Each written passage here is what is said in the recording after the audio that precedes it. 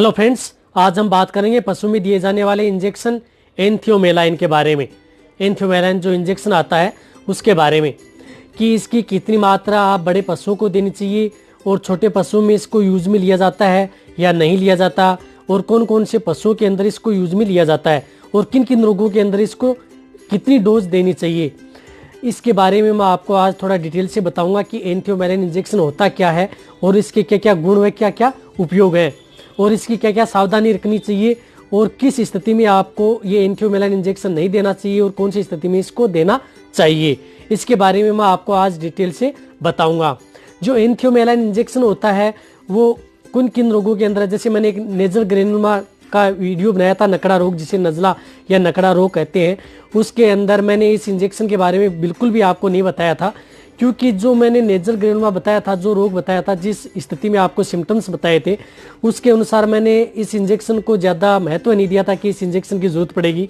फिर भी मैं ये बताता हूँ कि जो ज़्यादातर ये इंजेक्शन है वो नेजल ग्रेनुलोमा में यूज में लिया जाता है, लेकिन कौन सी कंडीशन में लिया जाता है, ये जिस स्थिति में लिया जाता है जब आपके पशु जब दांसता है और जो नाक से यदि पस या मुआद निकलती है और साथ में साथ उसमें क्या है कि म्यूकस मेम्ब्रेन के अंदर यदि ट्यूमर बन जाए, ट्यूमर बन जाती है, ट्यूमर बनने के बाद में यदि पशु दांसता है तो उसे छींचड़े निकलते हैं और साथ में जो ब्लड भी निकलता है, उसके अंदर जो इंजेक्शन एंथियोमेलाइन है उसका बहुत बढ़िया रिजल्ट है। उस रोग के अंदर इसका बहुत अच्छा रिजल्ट है।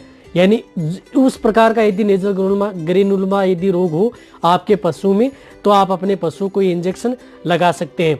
अब मैं आपको इसके बारे में टेबल पर लेके चलता हूँ, इसके बारे में मैं डिटेल से आपको दिखाऊंगा। अब आपको जो मेरी चेयर के ऊपर जो इंजेक्शन दिख रहे हैं एंथियोमेलाइन, इसके अंदर कौन कौन क्या क्या साल्ट होता है इसके बारे में मैं आपको दिखाऊंगा। आपको दिख रहा होगा इसके अंदर क्या होता है कि एंटीमालाइन लिथियम एंटीमनी थायोमेलेट, जो क्या है कि एक ब्रांड है, एक ट्रीटेंट ऑर्गेनिक एंटीमोनियल है, जिसमें 16% क्या होता है कि एंटीमनी होता है। ये कम विषाक्तता का है और स्थानीय और व्यवस्थित रूप से दोनों को अच्छी तरह से सहन करता है। अब इसका क्या क्या उपयोग है। अब इस इंजेक्शन को क्या है कि जैसे मवेशियों में नाक में ग्रेनुलोमा हो जाने पर, मवेशियों के क्या उष्ण कटिबंधीय है जो नाक ग्रेनुलोमा, जिसे क्या कहते हैं शिस्टोसोमियोसिस भी कहते हैं, में इसका उपयोग किया जाता है। और इसका उपयोग जो सप्ताह के अंतराल में 2 से 3 मौके पर किया जाता है और गहरी इंट्रामस्कुलर इंजेक्शन यूज में लिया जाता है। यानी इस इंजेक्शन को क्या लेते हैं कि जब भी जो बड़े पशु हैं उसके अंदर 20 ml इंट्रामस्कुलर 20 ml लेना है, 20 ml इंट्रामस्कुलर और गहरा डीप लगाना है। और कुत्तों में क्या है कि जैसे फाइलेरिया और लिस्मेनियोसिस के उपचार में इस इंजेक्शन को उपयोग में लिया जाता है। और डॉग के अंदर इसकी डोज होती है 1 से 3 ml इंट्रामस्कुलर, ये लिया जाता है। और ये क्या है कि जैसे घोड़ों और जो अपने मवेशी हैं उसके अंदर क्या है कि पेपिलोमोटाइसिस है, उसके अंदर ये मवेशियों हद तक घोड़ों में नियोजित की गई है। ये मुख्य रूप से पशु में क्या करता है कि जो मस टाइप के, जो यदि पशु के अंदर मस टाइप के यदि हो जाते हैं, शरीर के ऊपर स्किन डिजीज के ऊपर हो जाते हैं, जैसे मसा टाइप हो जाता है कि त्वचा पर हो जाने पर इसका प्रयोग किया जाता है।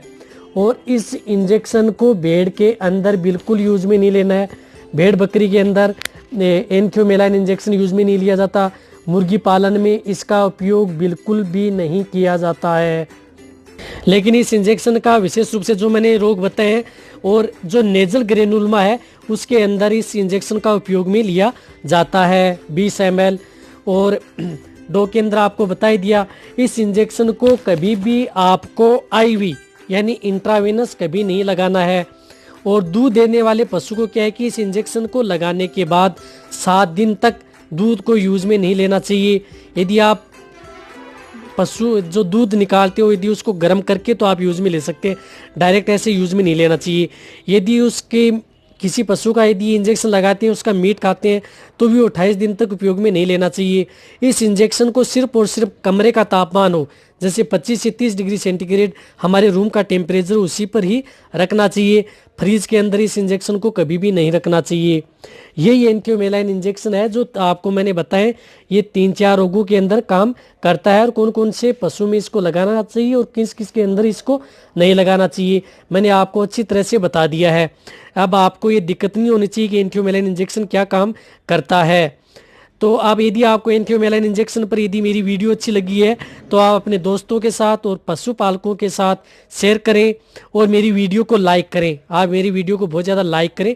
आपके लाइक से ही क्या है कि मैं देख करके बहुत ज़्यादा मोटिवेशन होता हूँ और मैं आपके लिए अच्छी से अच्छी वीडियो लेकर के आता हूँ। यदि अभी आप मेरे साथ नए जुड़े हैं तो पहले आप मेरे चैनल को सब्सक्राइब कर लें और इसी तरह से आप मेरी वीडियो देखते रहें और अपने दोस्तों के साथ इसी प्रकार शेयर करते रहें और मेरे चैनल पर जाके आप विजिट करें, बहुत सी अच्छी से अच्छी वीडियो आपको मिलेंगी। तो थैंक्स, धन्यवाद।